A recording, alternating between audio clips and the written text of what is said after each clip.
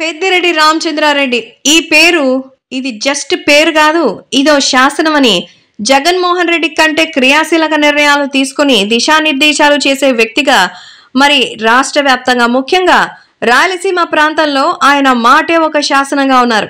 కానీ ఇప్పుడు పెద్దిరెడ్డికి రోజులు లెక్కబెట్టాల్సినటువంటి పరిస్థితి వచ్చిందని గుసగుసలు వినిపిస్తోంది. 5 ఏళ్ల వైసీపీ పాలనలో పెద్దిరెడ్డి చెప్పిందే మాట.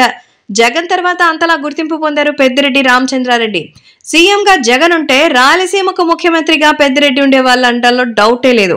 మొత్తం తను చెప్తేనే రైట్, లేకపోతే రాంగ్. ప్రతిపక్ష నేత చంద్రబాబు కుప్పం నియోజకవర్గం అయినా, నందమూరి బాలకృష్ణ హిందూపురం నియోజకవర్గం అయినా పెద్దిరెడ్డి చెప్పిందే వేదం, చేసిందే చట్టం అన్నట్లు చేశారు.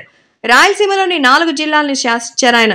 అయితే ఈ ఎన్నికల్లో ప్రజలు గట్టిగానే బుద్ధి చెప్పారు. వైసీపీని అస్సలు రౌండప్ చేసి వ్యతిరేకించారు. పెద్దిరెడ్డి కుటుంబాన్ని క్షమించారు. పుంగనూరు నుంచి పెద్దిరెడ్డిని, తంబలపల్లి నుంచి ఆయన సోదరుడు ద్వారకనాథ్ రెడ్డిని, రాజంపేట పార్లమెంట్ స్థానం నుంచి కుమారుడు మిథున్ రెడ్డిని గెలిపించారు. అయితే పార్టీకి ఓటమి ఎదుర్కోవడంతో వాళ్ళకి అడుగడుగున అవమానాలే.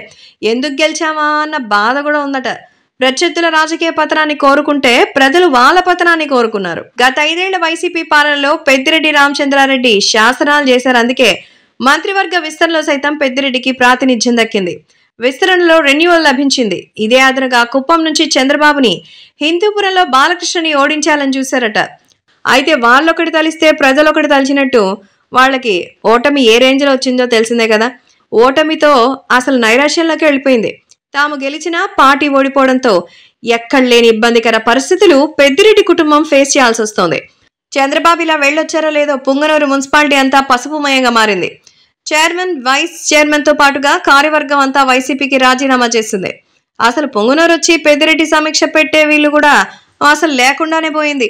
పెద్దిరెడ్డికి ఇప్పుడు చంద్రబాబు ఒకరే శత్రువు కాదు, రాయలసీమ వ్యాప్తంగా అందరూ శత్రువులే. శత్రువుకి శత్రువు మిత్రుడు అన్నట్టు పెద్దిరెడ్డి శత్రువు నల్లారి కుటుంబం చంద్రబాబుకి స్నేహహస్తం అందించింది. ఆ 2 కుటుంబాలకి సరైన సమయం చిక్కింది. ఇదే టైంలో పెద్దిరెడ్డి కుటుంబానికి బ్యాడ్ టైం. అందుకే ఇప్పుడు సొంత నియోజకవర్గం పుంగనూరులో అడుగుపెట్టి పరిస్థితి కూడా పెద్దిరెడ్డి కుటుంబానికి అసలు ఏమాత్రం అనుకూలంగా లేదట. So bad time.